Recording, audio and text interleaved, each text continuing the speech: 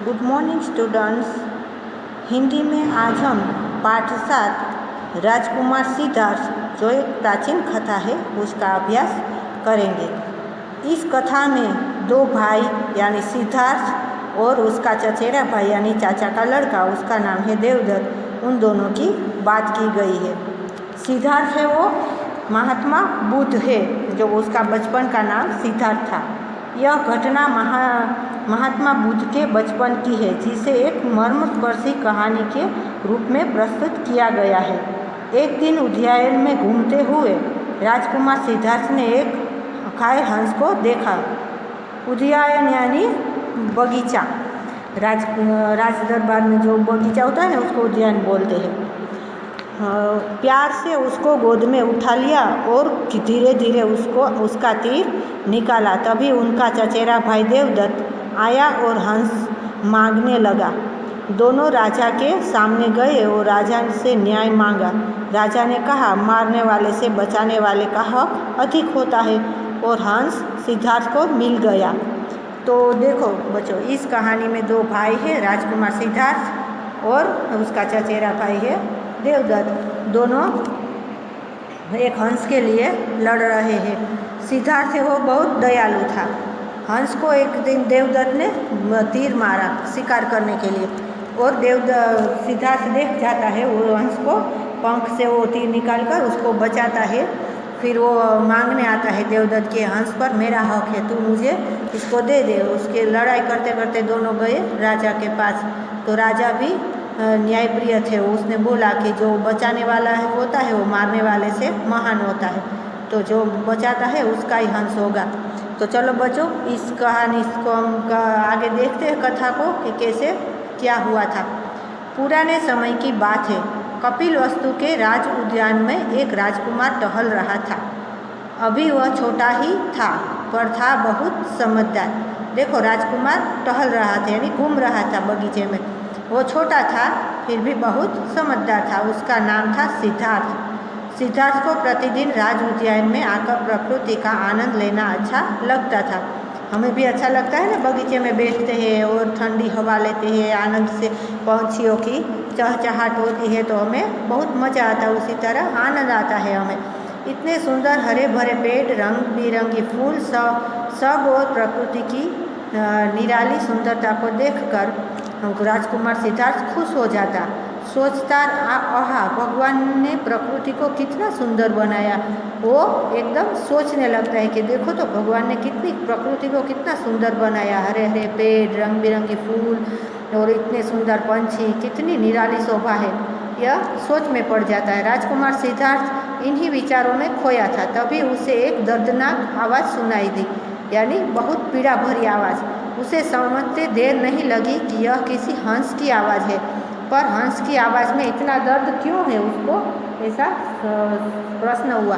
राजकुमार सिद्धार्थ दौड़ा दौड़ा उसी जगह पर गया जहाँ से आवाज़ आई थी। उसने देखा एक हंस तीर से घायल होकर पड़ा है। उसके शरीर से खून बह रहा है। वह सुंदर और उजला हंस दर्द से बुरी तरह तड़प रहा था। एक हंस था, उसको तीर लग गया तो उसके शरीर से खून निकल रहा था, और एकदम उजला यानी एकदम श्वेत होता है ना हंस, तो उसको बुरी तरह से तड़प रहा था, उसको तीर लग गया था ना, इसीलिए।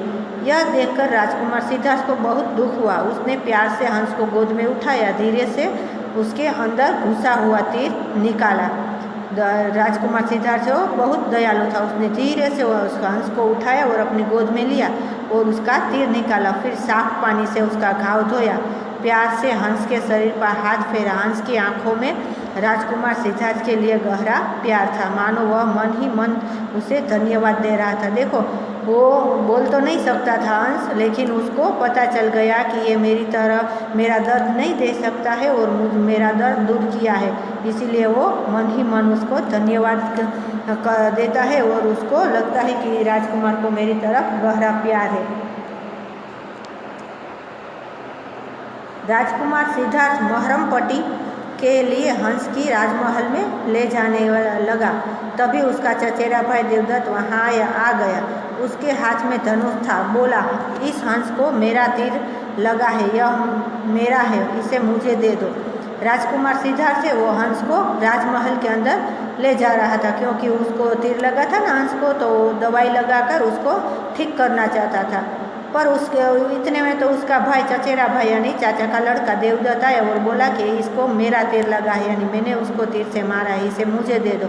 सिद्धार्थ ने कहा तुमने तो इसे मारना चाहा था, फिर यह तुम्हारा कैसे हुआ? देवदत्त बोला लेकिन शिकार पर उसी का हक होता है जो शिकार करता है। देवदत्त तो बहुत घमंडी व उद्दंडी था, इसीलिए वो ऐसे बोलता है। सिद्धार्थ बोला इस भोले भोले जीवों का शिकार करने से तुम्हें क्या मिलता है? देखो इस हंस की आंखों में कितना दर्द है, इतने भोले जीव जंतुओं को भगवान ने बनाया है, वह इस बात से कभी खुश नहीं हो सकता कि कोई इन्हें बिना बात के मारे। सिद्धार्थ बहुत समझदार था, वो बोला कि भोले भाले जीवों को तुम क्यों शिकार करते हो, उससे तुम्हें क्या आनंद मिलता है? उसकी दर्द भरी आवाज़ से तो हमारा बुराई होता है, उसको भगवान को भी अच्छा नहीं लगता है, तो तुम इसे क्यों मारते हो बिना वजह? ठीक है तो मैं राज दरबार में तुम्हारी शिकायत करूंगा, कहकर देवदत्त गुस्से से पैर पटकता हुआ चला गया। देवदत्त दरबार में पहुंचा, पीछे पीछे घायल हंस को गोद में लिए सिद्धार्थ भी चला आया। वहां पहुंचकर देवदत्त ने राजा से कहा महाराज मुझे न्याय चाहिए, मैंने इस हंस पर तीर चलाया इसलिए यह मेरा है, यह पर सिद्धार्थ इसे मुझे नहीं दे रहा है।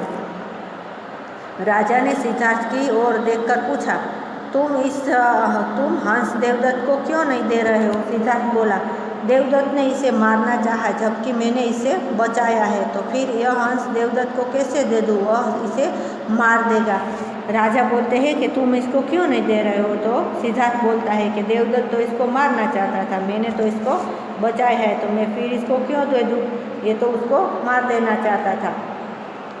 यह सुनकर राजा थोड़ी देर के लिए सोच में पड़ गए, फिर बोले मारने वाले से बचाने वाले का हक अधिक है, इसीलिए यह हंस सिद्धार्थ के पास ही रहेगा। सिद्धार्थ की आंखों में अनोखी खुशी की चमक थी।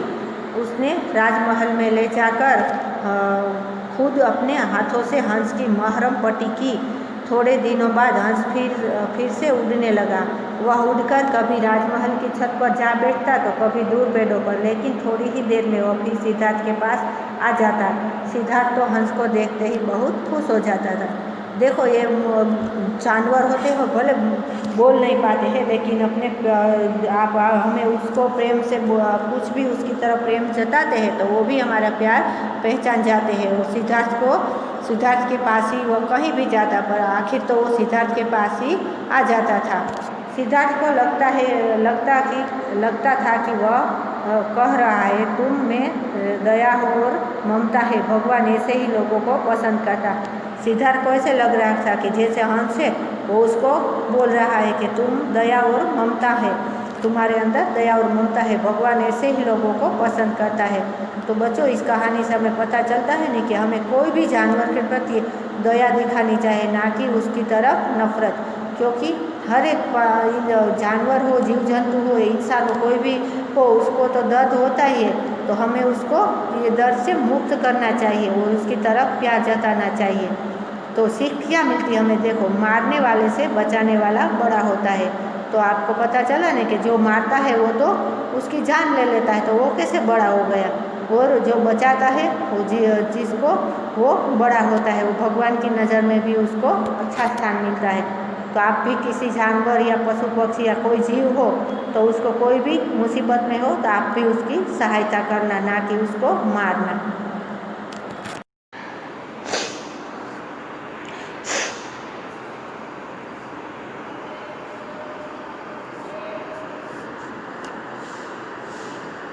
विद्यार्थी मित्रों, हमने पाठ तो समझ लिया, अब हम शब्द अर्थ समझते हैं।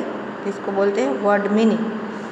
चचेरा चाचा का बेटा, कजिन COUSIN कजिन, खून रक्त ब्लड BLOOD ब्लड, साफ स्वच्छ निर्मल प्योर PURE प्योर, राज्य उद्यान राजा का बगीचा शाही बगीचा, royal garden ROYAL GARDEN royal garden, दर्द पीड़ा पेन PAIN पेन, दर्दनाक दर्द से भरा हुआ, sorrowful, painful, SORROWFUL, sorrowful, PAINFUL, painful, खुशी, आनंद, मजा, हैप्पीनेस, जॉय, HAPPINESSJOY।